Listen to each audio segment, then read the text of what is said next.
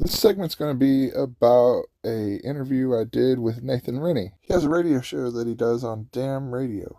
I'm not cussing here. That's the name of the radio. We're at Lake of the Ozarks, so they call it Damn Radio, and it's a really cool radio program. They have the freedom to pretty much do what they want. They play music, they have interviews. It's basically just a arena for local politics or talking, and just it's an open forum to where people just slug it out and put it all out there. Anyone can call in and talk to the guests and talk to the people that are on the shows. And it's a beautiful thing. I think it's an amazing thing. So check out Damn Radio every chance you get. They're awesome. He invited me to come on and talk to him about everything that was going on. I really appreciate Nathan for having me on his show. I got a lot of respect for Nathan. You know, me and him, we don't always see eye to eye, but there is one thing that we can always agree on, and that is freedom and liberty. I think that's paramount to a lot of things, and even including peace in this world. In the bigger picture, I know that all any of us want is the freedom to do our own thing and be left alone. And if we have the freedom to do that, it will help prevent countless conflicts that are caused by being forced to live by someone else's ways. Logically speaking, freedom seems to be the answer on how to create peace. I can't thank this man enough for everything he does for this community and for all the hard work he constantly puts in. He just lives to try and help create the best community he can. It's immense the amount of work that he puts in, and I really appreciate everything that he does. All right, I got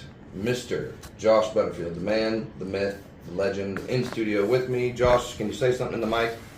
Yes, sir. Thank you very much for having me on. Okay, there we go. You are here. So, that was an interesting conversation. The first hour was about these cameras. Now I want to kind of segue.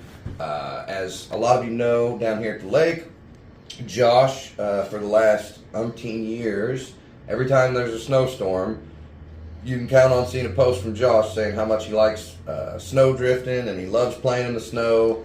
And if you're stuck at home and you need a pack of smokes or you need food or you need groceries, one time I think he took a gal to Columbia. He's there for you, and he's going to do it out of the goodness of his heart. And I know the people of this area have really been supporting you. I saw your post that you had your truck broke down and you were apologizing that you couldn't help people, and it's just blown me away. I know Will Holtz kind of took up the charge and got some donations going for you, and man, I gotta say, it's beautiful to watch. As much as this county has politics in mind and things like that, we've also got a lot of heart. And I think that you really exemplify. You're a very good person. I've always said that about you. You've always had a good heart, and you've always wanted to do right by people. And I love the way the community's coming out. I really do. I hope they can get you whatever vehicle you need or get your other vehicle fixed. Tell me a little bit about what prompted you to do this. Oh, Pull that mic to you a little bit. Okay. Can you hear me now? Yeah, you're better there. Okay. Yeah, I just, man, I want to start by really thanking Will Holtz and everybody in the community for all the love and care, man. This is such an amazing community. I just, I like putting it out there to try and help people. I kind of have a skill, and I like using it to help people, and everybody's really came together and just, we have such a wonderful community that's just amazing, and I really appreciate everybody. And I wanted to say I appreciate the care and compassion from everyone. And I just I kind of grew up a little bit rough, and I had a little bit of a rough upbringing. I was kind of poor growing up, and I just I've been through a lot, man. And I had a little boy that passed away when I was working on the road laying tile for Walmart. I was in a different state, and I was in Texas, South Padre Island, taking care of a store at the time, and I had a bunch of guys that worked for me, and big contracts. The contracts were like $50,000, $70,000 contracts for Walmart, and I had a lot of lives on the line. And I had to leave him. He was in the NICU. He was born premature. He was 1 pound even. My oldest boy was 3 pounds 11 ounces. My youngest was 1 pound 5 ounces. And they're both doing amazing. They're awesome kids, and I love them with all my heart. But unfortunately, my middle child, he was here for 5 weeks and passed away. And at the time, I drove 16 hours home, and I was able to hold him in my arms, and I promised him I'd do all I could to try and help the world. And from that moment, I felt like all the pain and sorrow in the world, and it felt like it was all on my shoulders. And I looked at my other boy, and I knew that the world was headed in a bad place, and I wanted to do something to try and fix it. And I'm not an angel by any means. I've messed up a lot in my life and done a lot of wild, crazy stuff. But I just at that point, money and being cool, or having chasing new cars, and I used to have cars and four wheelers and big screens and all the fancy cool stuff, and at that moment nothing else mattered. And I've tried to always step back in life and do something positive since then, and try and push myself to be positive in some way. And life will get you down sometimes, man, and it's hard. But I think that positivity creates more positivity, and negativity creates more negativity. And when you get in that cycle, you just got to break it and try and do something to stay positive. And I try to just do that as much as I can. And I've always kind of been the type to help people. I guess I'm empathetic because I've been in a lot of tight spots in my life, so I know what it's like to be in a tight spot. So I always try to go as hard as I can to try and help everybody, and that's just kind of what's led me to this journey. Man, I'll say, you just said it, but people who have been in tight spots themselves are typically more empathetic, because you can relate with where somebody is. You can help see them through rather than see through them, as a friend of mine used to say. When you've experienced pain and loss and things like that, it's a lot easier to relate to people. And you talk about messing up, man. I got a list myself, and I think most people do, unless they just go through life never questioning, never wanting to experience things, I guess. Right. I think most of us have maybe some history to us where we did things we're not proud of or whatever, but that's what makes people, and the fact that you were able to come out of that life that maybe people are still in. I know I had friends who were into hard drugs, and they've been in and out of prison all their life, and one of them died. It's just perils that they've gone through because they never were able to get above that. I've watched from a distance and said, man, I'm glad, thank God I got away from that life early on. Like by 20, I was done. Right. I'd already lived a couple lifetimes by 20. And we're all on our own journey, man. And I know a lot of people are in that situation, but that doesn't mean they're stuck there for life. At any given point, they can get that switch and just change it. It is. Don't give up on anybody. Yeah. Yeah, I always try and help people, and life is like a learning curve, man. That's this journey we're on. None of us are perfect, and we're going to mess up and make mistakes constantly. And I always like trying to learn new stuff and learn new things. And whenever you learn something new, you have to go at it with the mindset of, I'm going to fail, I'm going to suck at it at first, sure, and I'm going to mess up a lot. But over time, it's going to make me learn. And boy, I've made a lot of stupid mistakes that I've learned a lot from in life. Right. And it's just a matter of having the depth to look inside sometimes and see the mistakes that are causing us our sorrows, and trying to advance from there and get over them. And it's just, it's just a heavy situation. I've lost a lot of friends to a lot of different problems, and I'm just, I like I said, I always just try and be there for people, and I try a lot with helping people with addiction and stuff. I think that it's an epidemic, and it's not just illegal drugs; it's legal drugs too. You can drive down the road and go and see on the side of the road that the pharmacies, they got drugs on the side of their walls where they're selling drugs, and I've lost more friends to legal drugs than illegal drugs, And sure. It's just a hard reality sometimes, It is, man. And when you start thinking about what other people are doing or whatever, for me, one thing that helps me with maybe forgiveness or empathy is to try to remember the weight of my own sin, and what I've done, when I look at somebody, and I think that helps, that helps with how you relate to people. Right. I know when I lived in Los Angeles, I came from a little town of like 4,000 people, and I moved to LA where there was 16 million in LA proper or whatever. I couldn't see you in LA, man. Oh, man, it was wild. I was a little over, almost 19, and then into my early 20s, I was in LA. And, man, the homeless people, dude.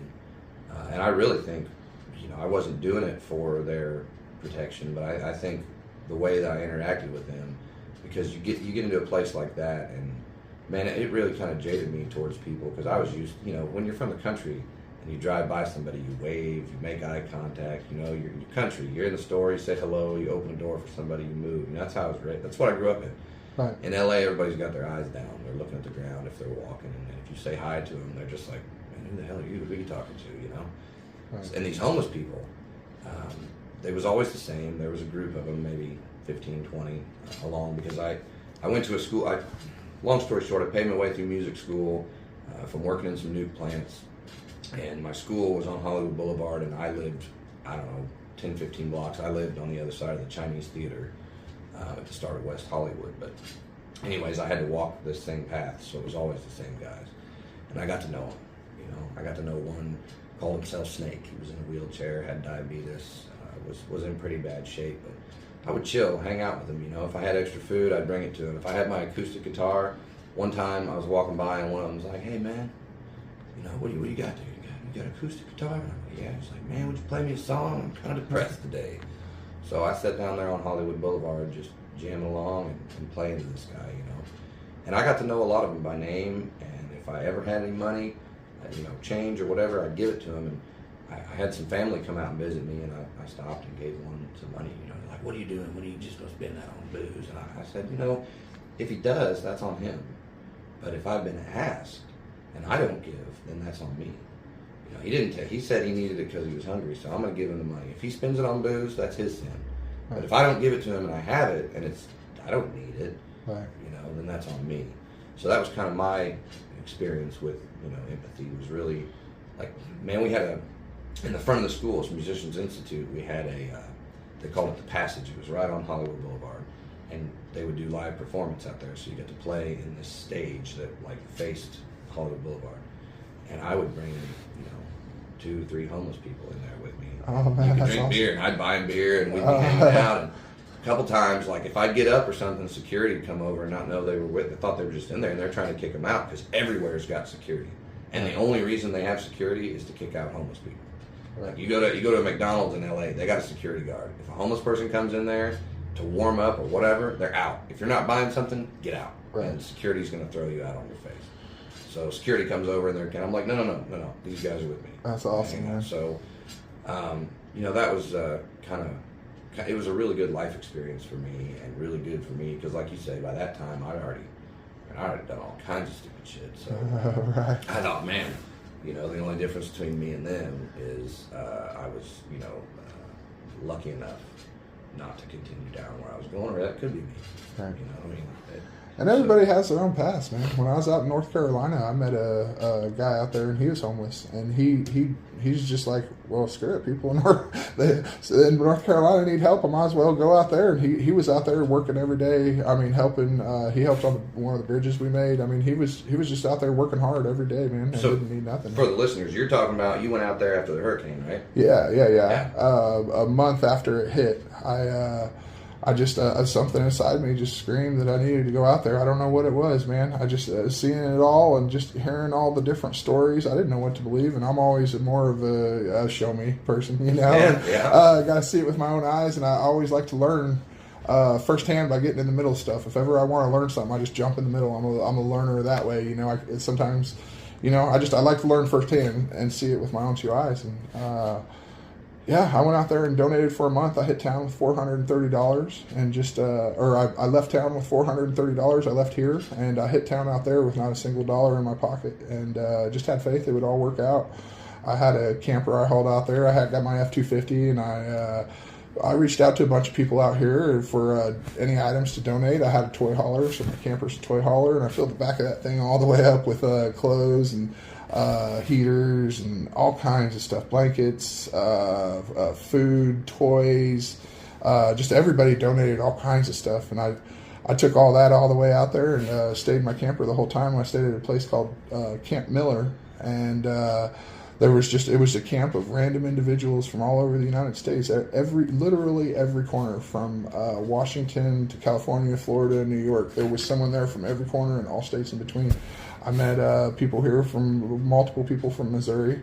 yeah, it was quite the adventure. I saw a lot of heartache and sorrow out there. It was really hard, and it was really hard to witness. But I got to see firsthand what was going on, and I'll tell you, it was just the volunteers where I was at. And I can't speak for the beginning, and I can't speak for what happened after I left. But for the month I was there in the small town of Pensacola, North Carolina, I could tell you that it was just people from all over the country coming together, whether it be church groups sending people out there, or like I said, that random homeless guy that just said, I want to go out there and help out, or me and my camper, or there were people that send out just dump trucks and heavy equipment, and 20 guys and multiple pieces of heavy equipment dump trucks. And I mean, they'd have semi trucks of culvert, in each one of these culverts, they're 4 foot diameter. One piece of culvert was $2,500. And a semi truck full of those, and then all the equipment to put them in, and all the guys to put them in the community. So it was just a range of complete strangers from all over, and just everybody just pitching in together to try and help. And it was just us. There's nobody else there. We supplied the fuel, so the people up on the mountains, you have to imagine the water was crazy, because it rained 30 inches and it raised the water level by 30 foot, and it's so hard to envision. But every spot there was a runoff ditch. Like normally you look in your yard and you just see a little runoff ditch. It's no big deal. And it's places that were 1 inch deep and just a foot wide turned into 20 foot wide and 10 foot deep, or even 50 foot wide. Just big from the erosion, from the rain. And so what it would do is it would make landslides through all that, and it would start at the top of the mountain and just wash everything down, whether it be homes or trees or everything. And it demolished roadways, every single driveway, every single runoff ditch, everywhere.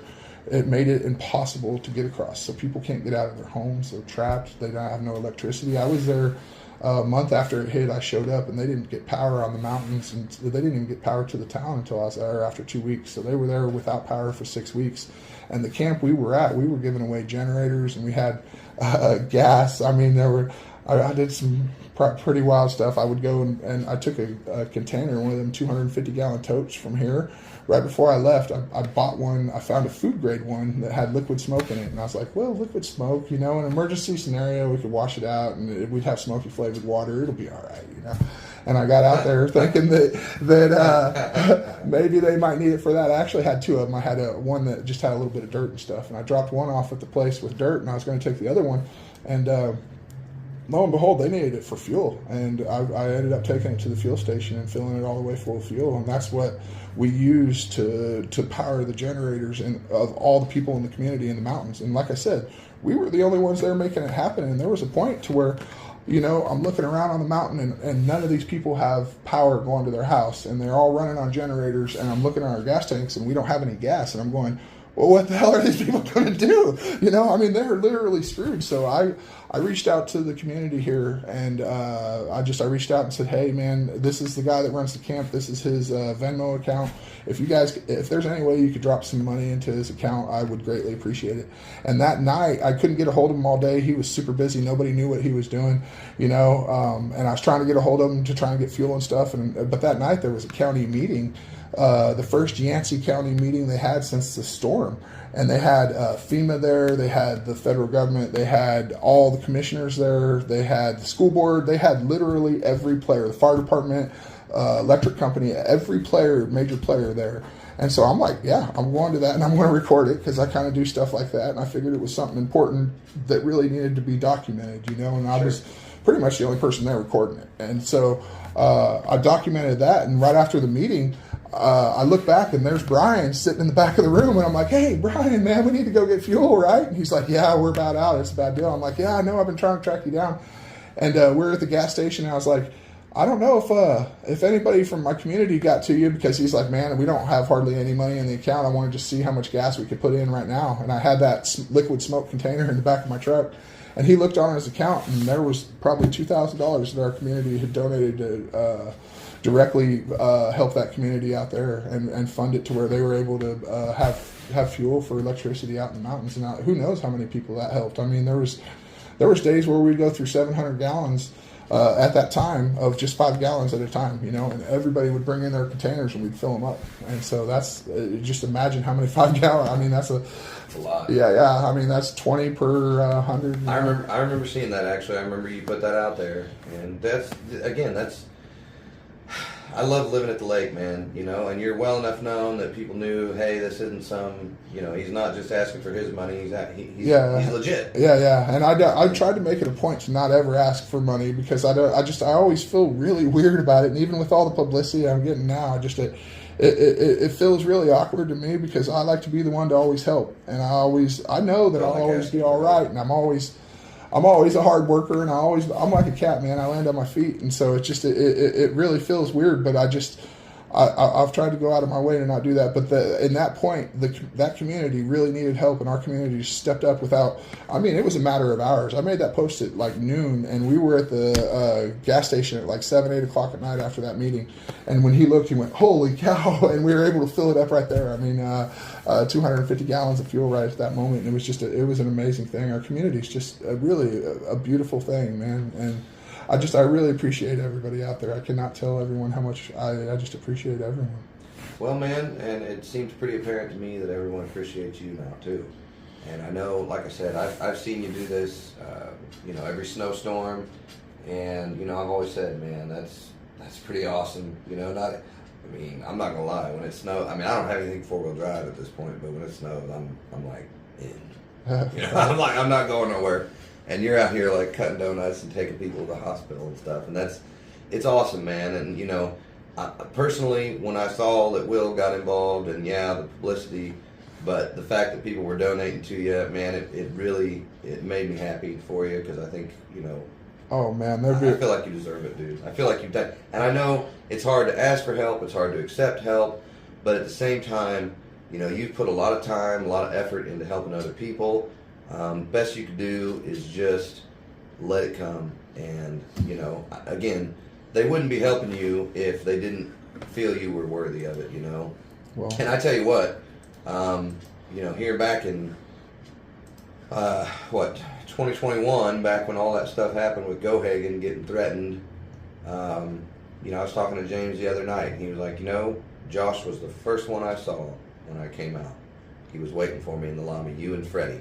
Yeah. And you guys were standing there waiting for him, and you asked him, "You mind if I go and film and ask people questions?" And he said, "Dude, I don't care. I gotta go." And you went around and you asked the offices if they knew anything that was going on. And at the time, as you know, I was just like, "Gosh dang it, dude! These people, they don't know anything. They can't talk about it. They're gonna get in trouble. Hasty's gonna criticize it. You know what I mean?" So at the time, I was just like, "No, we can't be doing that." But that being said, you were trying to investigate on your own because you felt like, and if I'd have known how it was going to go with Tony Helms, like at that time I thought, okay, Tony's getting this investigated, something's going to happen. I didn't know enough about Tony Helms to know, oh no, nothing's going to happen. It's going to get swept under the rug, So I was that naive, faithful person to say, well, let the process play out, blah, blah, blah. But as more time went on, I got more pissed and more pissed. But I never will forget, after you did that, you went around, all you did was ask. Nothing you did was illegal. You walked around, you said, hey, can you guys tell me anything that happened? What do you think about what happened with James? Now, of course, they're all like, no comment, Right. But then, like, the next day, we go to a commission meeting, and out of nowhere, Greg just goes, I make a motion to ban Josh Butterfield.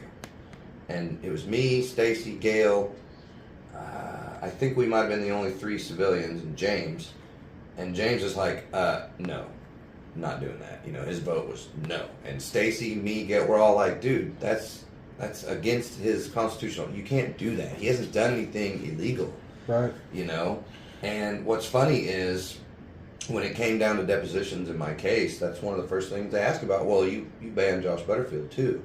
Why'd you do that? And they're like, oh, he's a big guy and people were scared of him. I hate that shit. I can't help my side. I'm like, dude, that's their perception. That's like saying, right. Well, he's black. And he came in and that kind of made people nervous because it was a black man. It's like, that's the same thing. Yeah, I can't You have can't no help control that over you're a that. big dude. You've never been, that was what, it was like, Greg was saying, I'll get you a copy of that sometime because you ought to see what this little devious bastard was saying. he was saying like that you were intimidating to people and that you were just this big guy breathing over him and trying to make you sound like you were some kind of an ogre. And I'm sitting in the room with him and I can't say anything. But I so bad wanted to say, you lying son of a bitch. Right. This dude wouldn't hurt nobody. And that's the thing. In the video, thank God you got that video, because when he finally told you, and after the meeting, I told everybody, I said, don't say anything to Josh. Let's see if we can make him change their mind. And I actually went in there and I pleaded with him. I'm like, Greg, this is stupid. What you're doing it's illegal. Yeah. You can't do this. You know, don't do this. Right. Did it anyways. I tried. I talked to the secretary, Miss Lisa, and said, is there anything you can do to change their mind? She said she was going to try. I'm like, because this is stupid. Well, then the next day they had that other meeting, and thank God you were filming. Because you come up and Greg goes, you're talking to the cop. She's like, oh, you can't be here. And you're just like, why? What'd I do? Greg goes, Josh, you need to leave. And you're like, and again, perfect example. Me, I'd have been like, Greg, you can shove it in your ass. I haven't done anything. You are like, sir, what did I do? What have I done, sir? Probable cause. Yeah, you're like, what have I done? What about my constitutional rights? You were totally polite, totally like, sir. You know, you were calling him sir instead of shithead or anything else. You know what I mean? You were nice. You were like overly nice. And Greg just has this like insane look on his face. He's looking at you. You need to leave. You've been banned. And then he turns his back on you and walks away while you're still like, sir, what have I done?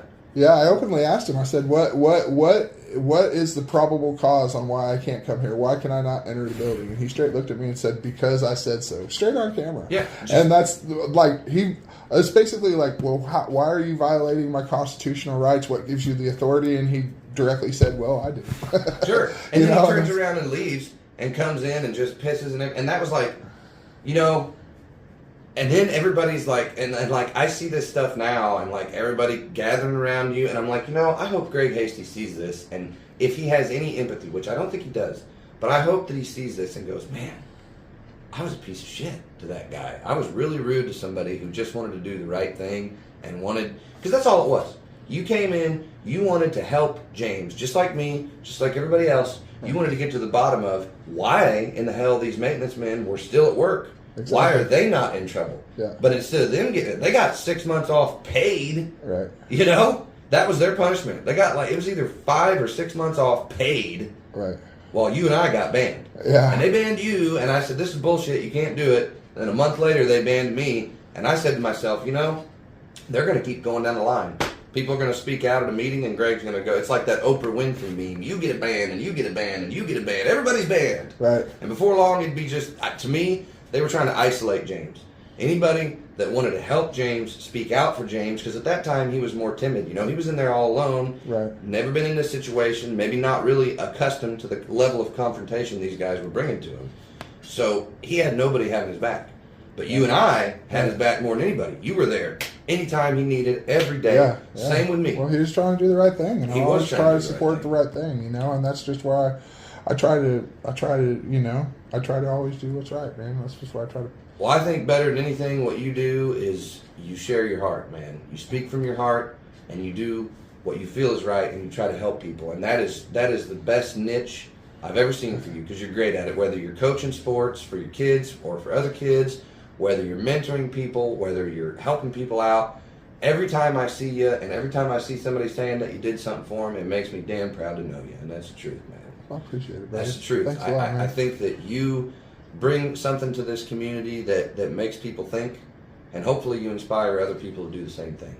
Because, you know, at the end of the day, the things that you do out of the goodness of your own heart, and the world needs a lot more of that. You know, you're not asking for anything. You're not asking for Will to name you a hometown hero. You're not asking for any of that, you know? And I think it's a beautiful thing, man. And I love the fact that the community's really coming up around you right now. And I hope they get you a brand new truck or get your truck fixed. Whatever they can do, man, it needs to happen for you. Well, I appreciate it. You know, and I understand. I know all about it, man. It makes you awkward. Like I just want to try and pay it forward. I mean, that's all I want to do is just try and always pay it forward. And like I said, I have a hard time accepting it, but I appreciate everybody for what they're doing. And it's just, I thank everybody. And it's just, it's a lot. It's a lot, and I just man, I can't tell everybody how much I appreciate it, and I don't know. It's a lot to take in. I definitely broke down into tears quite a few times just going through and reading everybody's comments and just seeing all the love the community has. It's just it's a great thing, and I think that, you know, I like to talk philosophy a lot, and I like to go way down the wormhole, and I have like my YouTube channel and stuff, and I just my philosophy is creating positivity, and if you put positivity out, you're going to create more, and it's just kind of seeing all the positivity in the community and how everybody's coming together. It's kind of like my dreams manifesting into the positivity, you know, and just hopefully everybody just kind of takes that and just puts an arm around a neighbor and is there just to try and help each other, because we need a little bit more of that in this world, man. I think the way society's designed right now by the powers that be, if you will, that they try and divide us and conquer us as much as they can. And they try and separate us in our own little bubbles and take away our sense of community and family and everything, and just kind of just separate us and make us as divided as possible, because that's what gives them the power. So anytime that we can come together and love one another and just, you know, maybe look past some stuff and just put our arms around each other and raise each other up, I think that's it goes so far into helping this world. And it's just like it manifests and just keeps going, you know. It keeps going, and one little drop or one little seed will grow and just keep going and spreading, you know. And it's a beautiful thing to see it in the community, man. Like I said, it brought me to tears a lot of times. I love everybody in this community, and it's a great community we have here, man. It's a beautiful thing to see. I agree, and I like the fact that so many in this, I was talking about it last hour, that we're kind of in a unique situation politically. Right. The area around here has really flipped. I mean, all these tyrants of the last couple of years, they're all gone. Right. You know what I mean? We've changed them all out. Right. But the other good thing is, I think that we go into these situations, these new people, like whether it be the new sheriff, new commission, new whoever, at least I know I do, that, you know, we don't owe them support. The default is to support them because we believe in them. But if they go against the will of the people, or they go against what we feel is right or constitutional or standing up for us, then they're not owed a second term. You know, whether it be prosecutor, sheriff, commission. I told James, and I told Ike, and I tell pretty much anybody that I help with their campaign, if I'm going to stick my neck out, you're going to make me proud. And the minute you get involved in any of this bullshit or corruption or self-serving, or you use the office to enrich yourself, I'm done with you. And no, we're not only no longer going to be friends, we're going to be enemies. Right. And that's like Dennis Newberry. You know, I helped Dennis Newberry get in Lake Ozark. I'm very disappointed in that guy. It's like every week he comes out with a dumber idea or some kind of scam, get rich quick, whether it was the casino. Now he's wanting to start a Bureau of Outdoor Recreation at the state. It's like, dude, oh my God, just shut up. You're not even running again. Just go away quietly. You know, so I hate to stick my neck out in politics, because you never truly know how somebody's going to do until they're tested. And the good thing I'll say is that with at least Gohagen and Skelton, I can say that when they've been tested, in my opinion, they've passed. Oh, yeah. They've stuck by what they're going to do. You know, I was really proud.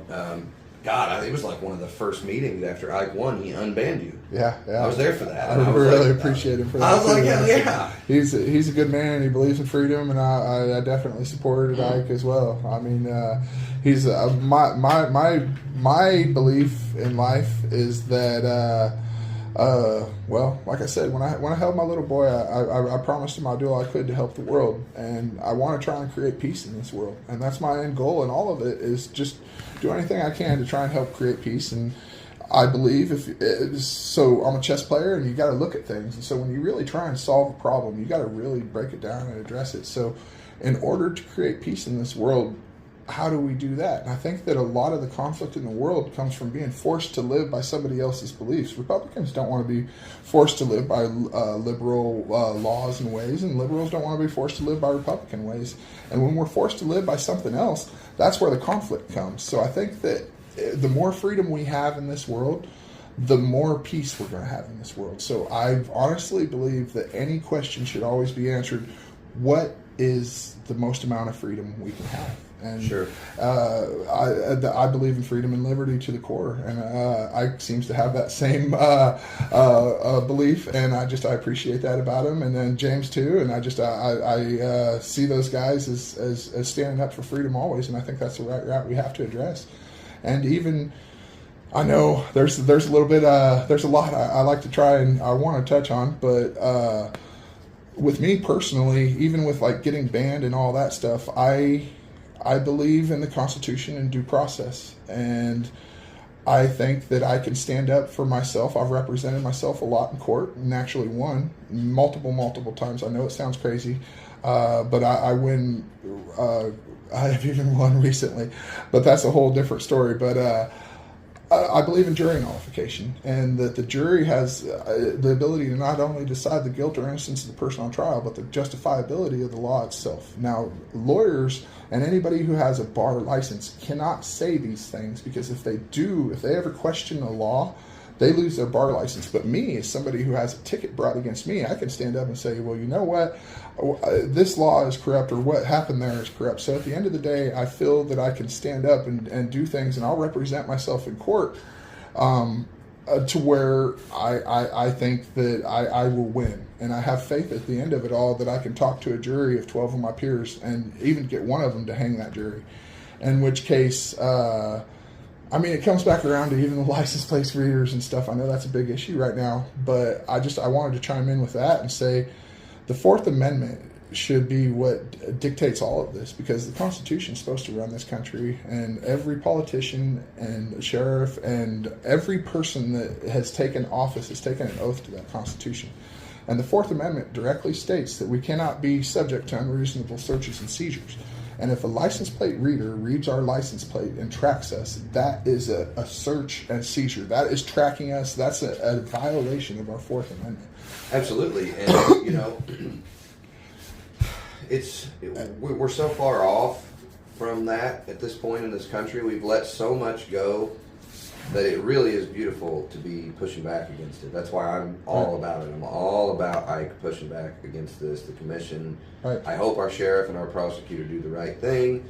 I don't know where they're at. I haven't talked to them, but you know, it's like I said, you can either be in office for as long as you like, or in office till the next end of your term, I guess. And that's where it comes full circle back around, is to Sure. that's even why I ran for sheriff, because of things like this, to where in the community, if the community pushes and says, you know what, this is a gray area of the Constitution, and the politicians in D.C. and higher ups, even at the state level, will directly violate the Constitution, rub it on the ground, do whatever they want with it, and try and abolish it in any way that they can. But at some point, we have to stand up for it. And if we stand up for it on a local level or to any level, the people that we vote in, if they will stand up for the Constitution and for what the local people want, then we can make a change. And it doesn't have, this is the only change we can make, because I don't think we can change the bigger system. But right here locally, we can always change where we're standing right Absolutely. here, right now. Absolutely. And there's even a thing called a home rule charter, to where the people can pass a petition around right now locally and pass a home rule charter to where we basically all but secede from, I mean, we could word it however we want, but secede from larger governments and create our own ways right here. In which case, then we could then put it to a vote, and say, look, are we going to ban license plate readers? Are we going to ban the IRS? Are we going to ban Good luck. any of those things? But I mean, you can take it as far as you want, because there's levels to it. But like I said, at the end of it all, I believe in freedom, and I believe that I'll stand up for it. And I could go way down that rabbit hole too. I mean, I know it was brought up earlier, but well, you know, going back to you saying when they banned you, something a lot of people don't realize, they never gave a date for your ban. Right. But mine was a year. Yours was just like permanent. Indefinite. Yeah, like, they didn't even send you a letter, did they? I I don't think they gave you notice. from what Yeah, remember. I don't think they did it first. No. And yeah, I mean, that was a direct violation of my constitutional rights. And I was going to, that's one of those situations where I was going to push it and make them arrest me and then go to court and be like, okay, well, you banned me from the courthouse. You gave me a ticket. I'm going to go to a jury of 12 of my peers, represent myself, and say, hey, 12 of my peers, guess what? These are my constitutional rights. My Constitution says that I can go to a public meeting, Greg there did not have the ability to do that. What do you guys think? And at the end of the day, I had absolute 100% faith in my heart that I could convince a jury, one person out of 12 of my peers, that yes, I should have the constitutional ability to go to a meeting.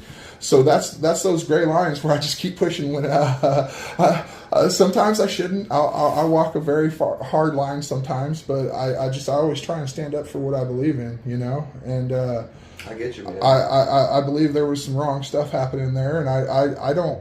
Oh, it's not even a belief. Yeah. It's a fact. I mean, I hate, you know, I'm not trying to create negativity, and hopefully maybe one day me and Greg could even have a sit down and talk together, you know. I mean, that's all I ever wanted from the start, was to just sit down and have an open conversation much like this, you know.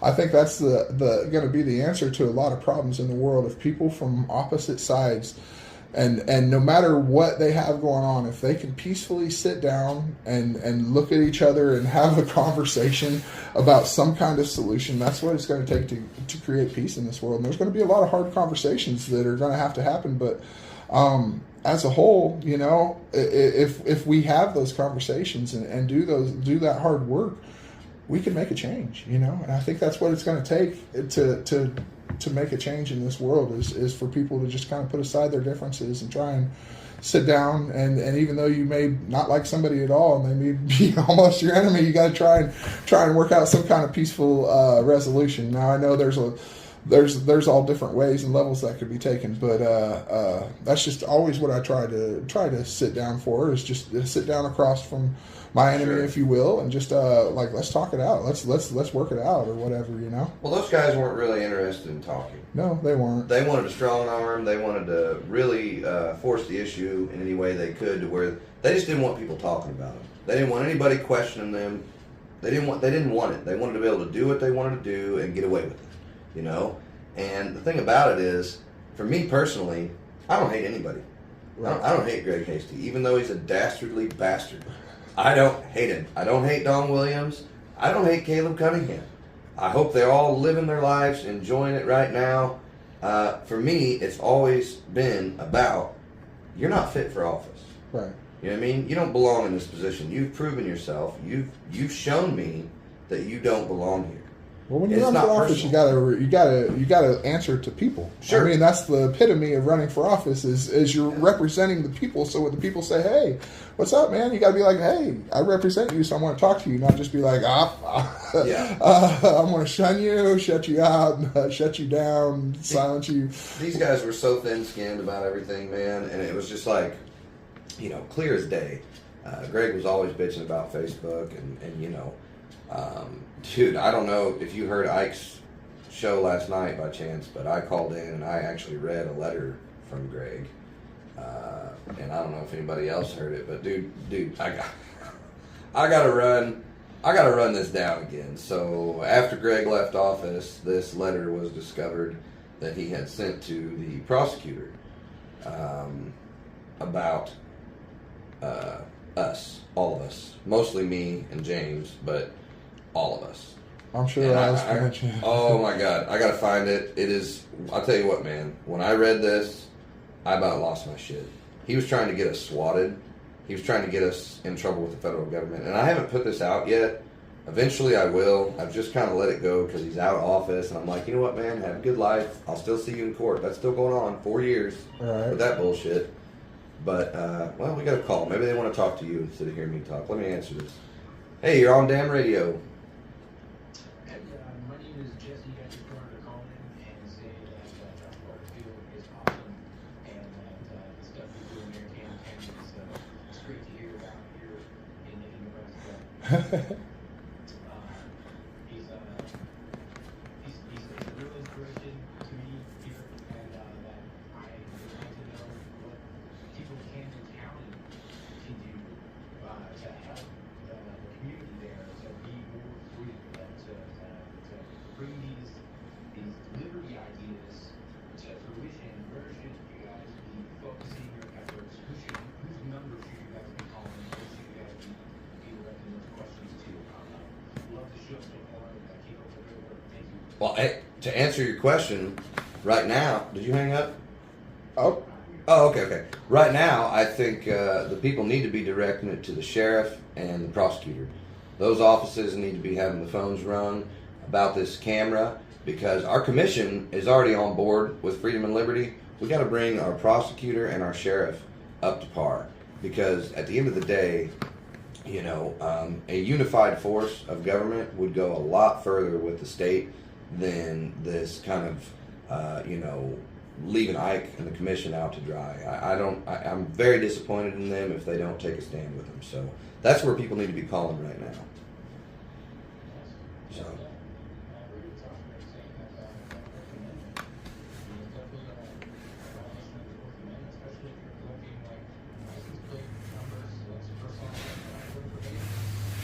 Sure, and it's going to a third party. There's so much to it. You know, a cop called in earlier. I don't know if you heard any of that. Yeah, but I mean, dude, it's very. They have been told what they've been told by the people who sell the systems. But if you really start looking into them, look into problem. Just Google what are the issues with flocked cameras, and you will find article after article after article breaking down what they actually do, what they're capable of. And more importantly, like I said, once the poll's there, once the camera's there, what will they be doing 10 years from now? You know, it's just a software update. That's literally it. Once we allow them, what's next? So somebody's got to stop it at some point, and I thank God for the Camden County Commission. Yeah, technology is a little scary. I know the ability to, I'm not very good with computers and technology, but I know people who are, and the ability of technology right now to outreach and have grasp on us is really amazing. And if the fact that they're sitting there taking our license plates constantly, I mean, who knows how far that could go or what they could do with that. Yeah. So I appreciate your call, Jesse. You got anything else?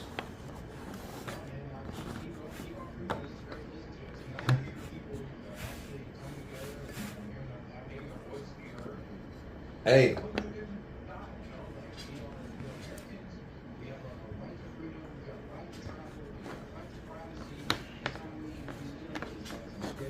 Every day on Damn Radio, you'll hear this kind of thing, man. I'm just letting you know. Check it out. 2 to 4. All right, brother. Thank you for your call. Thank you, Jesse. Love you, brother. I think there he goes. Right before he called. So, this is a letter that Greg Hasty wrote to Caleb Cunningham, which, by the way, the opening intro is the Honorable Caleb Cunningham, Esquire. How gay is that? Like, what are you talking about, Esquire? The Honorable. He ain't a What's judge. an Esquire? It's a name for a lawyer. It's like an old school name for a lawyer, but I don't know why I don't know if he like. I That's don't weird. get I've never heard that legally. to call a prosecutor the Honorable Caleb Cunningham, Esquire. That's how he addressed it. It's like, okay, dude, you're lame. So he said, I am writing this to you this morning regarding 1st District Commissioner James Gohagan only.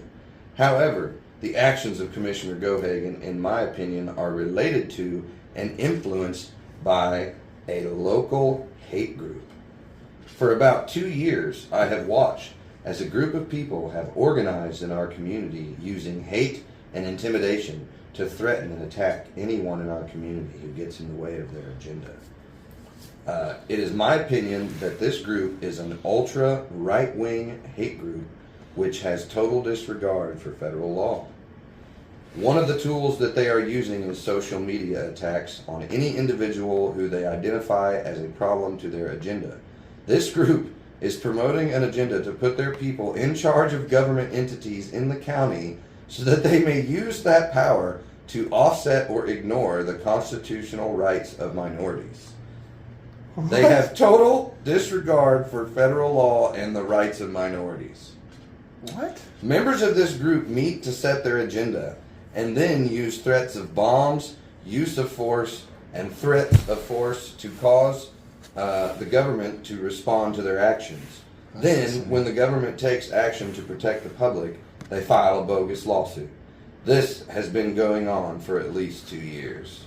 James Gohagan has identified himself as a member of this group in our county.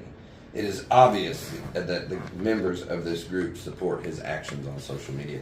And then he asked him to forward it to the FBI. That is absolutely insane. Never once did we ever threaten anybody, and all we ever did through the whole time was try to have accountability and uphold the Constitution. And where's That he was getting the we want to epitome. trample the rights of minorities? What What is he that come talking into about? effect? I can't even grasp at a straw on how that could even make sense. And you know what? After I saw that, it was like, That doesn't even logically make sense. It's like he's No. trying to use code words to try and bring bigger organizations in. he's just trying to get us swatted. Yeah, he's just He's trying to saying use we're code a hate words. group, Yeah. that we meet and set an agenda What and is threaten he even bomb. talking about? This dude is absolutely insane. Well, if you start looking back, you can actually Google Greg Hasty, Cliff Luber. Okay, that was another commissioner before Gohagen, and he wrote letters to the Lake Sun accusing Cliff Luber of calling young black children the N-word in a park. Like, it's just so unbelievable. So he just grasps at straws. He just and makes shit lies. up. He makes shit up. Ah, He's sitting that's- here saying we are an ultra right-wing hate group. Like, he's calling us Nazis, Josh. He's trying to tell the federal government, and this is when Joe Biden is president, okay? Yeah. He's trying to tell Joe Biden, I'm s- hey, we got these J6ers, these Nazi goose step whatever. Right. This dude was trying to get the feds to come and invest, and maybe they did. I really don't know what Oh, happened. I with that. figured the whole time. I never. He put it I on- just figured that I was. I've still. He put it on county letterhead. It's like an official county document letter that he sent to Cunningham, and then Cunningham, I don't know what he did with it. If he gave it to the feds, whatever. But I know. Yeah, that's insane. Isn't And it? I would like to put it out there personally. I know I always can sit down and talk with everybody about different, and I'll just share my perspectives. We all have different perspectives in this world. And that's what makes this world great. But I am not right wing at all. I actually created my own party. I call it localism, and I believe that locally the community could stand up and do their own thing, and that's the only power that we can actually have. But if I had to identify with a political party, I'd be the closest thing I could be is libertarian. I was a Ron Paul supporter, hardcore Ron Paul libertarian. So I am not a right wing. I know other people may be, but I am not. And so that's how he could just throw us into and say all that. In the We're on the right, but we're not. The kind of thing he's saying is that we're like some kind of neo-Nazis. This dude's nuts. We got to call. That's. You're on damn radio. Hello. You still going? Yeah. Yeah, we used to have a ministry. There was like 4 or 5 churches down here that every would for people that were in desperate need. So, if there's any other church members or deacons or staff members out there that want to leave that up, man, I'd love to see that come back. Yeah. Oh, So that's beautiful. you're talking like firewood, I guess. Yeah, that's a great thing. For those that, I think Potter's House had it, Rock House had it, Heartland Church had it, one of the Max Creek churches had the wood, there was one down at 42 that had the wood. That's a phenomenal idea. I tell you.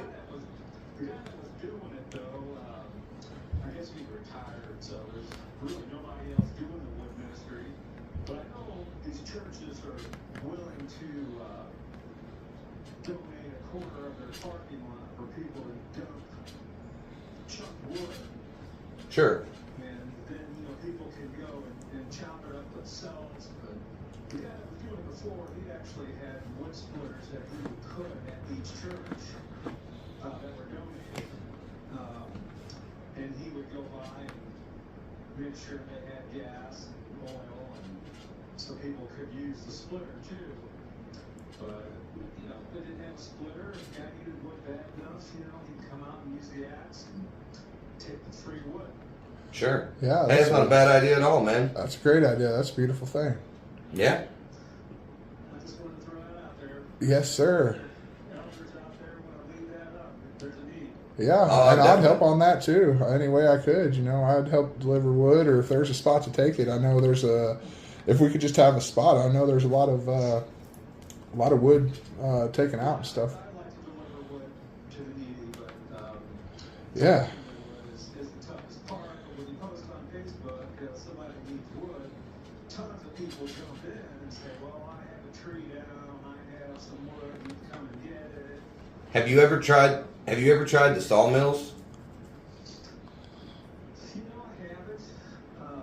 I don't know anymore, but there was one over in Grabois that you could buy basically, man, a massive amount of slabs, like the outside cuts, and it was like $25 for like a trailer full of slabs. And you could also buy chunked, squared wood, like cut off from their railroad ties. It was like, again, $25, $30. There's also one in Eldon that does it. So it's already cut. No. It's not treated. It's pre. They don't. Yeah. These are cut for timbers, but they haven't been treated. Yeah, it's just like the split ends. Like if they cut one into a timber and it had a big knot and it split, they'll throw that into a pile and sell it. But no, it's all clean. You should check around with the sawmills. I know there's one in Eldon. There's one in Gravois, kind of between Gravois and Versailles. And you can literally take a trailer up there and just get a massive amount of wood for next to nothing. Secret's out now, though. Yeah, and it's all already split. All you got to do is cut it in length. But the blocks, they're already cut. Everything. They're ready to go. Yeah, super cheap, saves on labor. Back when I lived over on the other side, I would go and buy, the slabs and then cut them down and have, you get a cord of wood for $25. So, yeah. Great idea. Throwing that out there. I appreciate your call, partner. Yeah, thank you, buddy. Have a Great good idea. evening. Yeah, that is, again, anything like that people can do, I'm going to support it. I think it's, it is what makes this place.